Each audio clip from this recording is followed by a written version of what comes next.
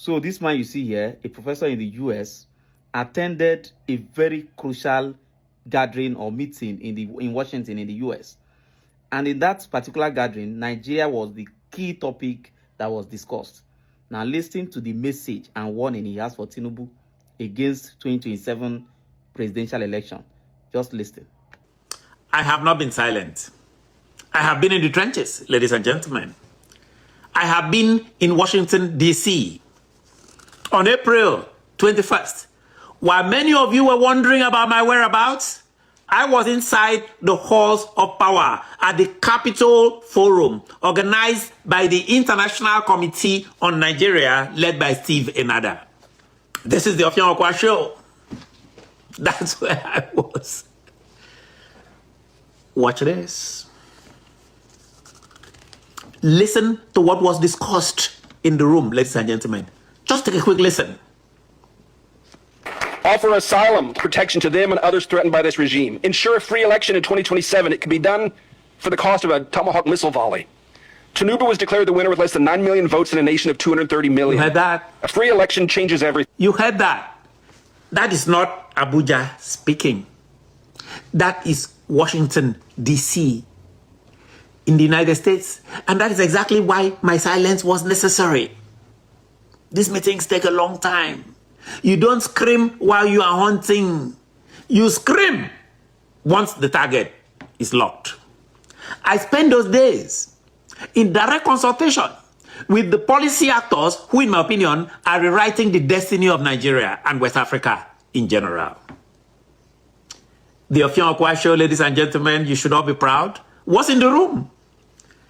The Ofian Okwa was in the room when the highest powers in the US Congress compared Tinubu's administration to Germany during Hitler's authoritarian regime lead up to the Second World War. That is my baseline. The world no longer sees a government in Abuja, ladies and gentlemen. That's what I found. Many international observers increasingly see a regime of impunity. That's what I heard. I was an eyewitness to what I describe as the planning of the international hammer against Tinubu. And today, I am giving you the Okwa analysis of these results. The Ofian Okwa show analysis. The May 6th White House doctrine. Just yesterday.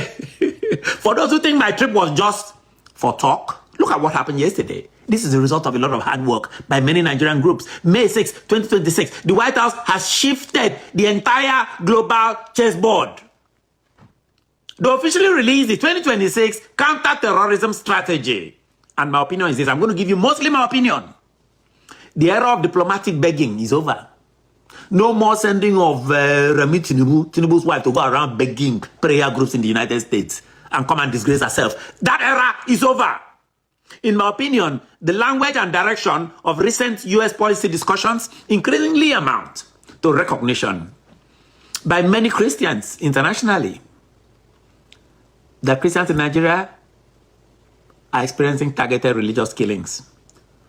But here in Nigeria, you will not hear that on NTA, on channels or Rise. My observation at the conference and meetings I attended, they have in policy circles in DC increasingly designated Nigeria. This is where they are arriving at now as a global epicenter of terrorism. In my considered view, this isn't just a label. This is a target acquisition document. People have arrived at that conclusion. The Trump administration has signaled just a couple of days ago that if the Nigerian government does not immediately stamp out these terrorists, the US military will treat Nigeria as a combat zone. That is how I read. That's my own reading of the signals. Some people say Trump is taking too much time. Just wait. Remember the Christmas bombing I predicted before time? The policy now has moved from appeasement to neutralization. Tinubu, my message to you is simple and straightforward. The guns are blazing. Era has arrived. Issue 1, Matawale and the culture of the bribe. This is what Nigeria uses endlessly. Here is an additional bombshell I gathered while in that conference. Representative Kimberly Daniels, member of Congress, head of United World Congress of Diplomats, has alleged that Bello Matawale attempted to bribe American officials to soften genocide reports. So they will say there's no genocide, everybody is killing everybody, all those tricks. My take, It is the height of arrogance. Again, this is my informed view. You think you can use the money? I'm asking Matawale this. Allegedly siphoned from Zamfara, where multiple reports indicate you are under investigation, you Matawale, over alleged fraud. And for a 70 billion naira fraud to buy the US Congress, is that what you want to do? I'm asking you that question. Me. You think reports and allegations surrounding Hillock's trucks for bandits in the north that is tied to you translates to favor in Florida? We read these reports. You come and tell us whether it's true or not.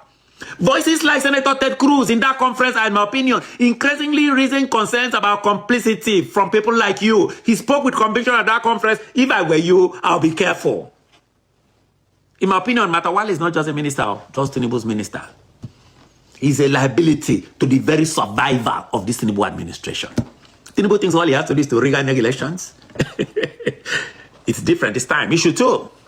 The Ibadan coalition. Not long ago, a few weeks ago, people were celebrating Ibadan, all the opposition groups coming together. I think it was April 26th, if I'm not mistaken. A group opposition wanted to come together to counter Tinubu. But the official question has to warn Nigerians, keep your eyes open. These opposition leaders in Nigeria are no angels. They're not. It's like changing one shirt away or another. Most of them are the same people who, what I believe, is the exclusive Sharia systems that fuel this violence in Nigeria in the first place. That is my opinion. These people are not for liberation. David Mark and all these people. They are looking for their own turn at the feeding trough. They are fed from the federal trough before they want to feed again. They're looking for their own turn to steal. That is my own opinion. Nigeria does not need a coalition of the recycled. Are you not tired of coalitions of these people? Nigeria needs external pressure of the Trump administration and truth-telling of groups like ICON that are just witnessing Washington, D.C. Nigerians, don't trade one set of chains for another. You don't want to be slaves to one person, then you leave that one to another person. Issue 3. The other issue that I heard discussed was about Turkey, the Turkish trap and the Reaper's shadow. By the way, why are discussions around Turkish military involvement in Nigeria increasing? Some are even saying that Turkey is building a military base in Nigeria. Tinubu is pretending he doesn't hear all this. Tinubu cannot be mum about these stories.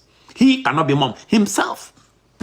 In my view, this is a plan B by people around Tinubu and himself. He knows that the Radimo Act is coming to freeze the accounts of his enablers. He knows that. That act will increase pressure on his associates and enablers like Senator Gosula Pabio, the Senate president. He, in my opinion, is looking for a new master in Islamist Turkey to protect the perimeter while the Middle Belt is clear. That's where most of the Christians live. This is a geopolitical pivot toward Turkey while insecurity in the Middle Belt continues. But they forgot one thing. The MQ-9 Reaper drones are in Bauchi. As Mike Arnold, that you heard earlier, said, these are hunter-killer platforms.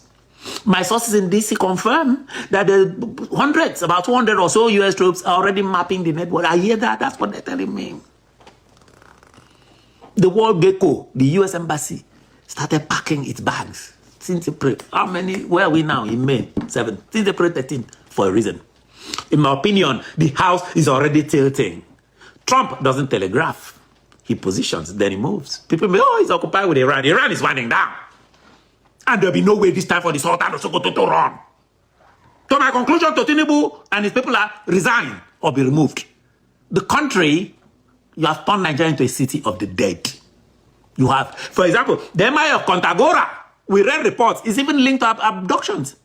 And the Sultan is firing back at Christian Association on the network. By the way, why are the Sultan of Sokoto accused of hiding December 26th last year?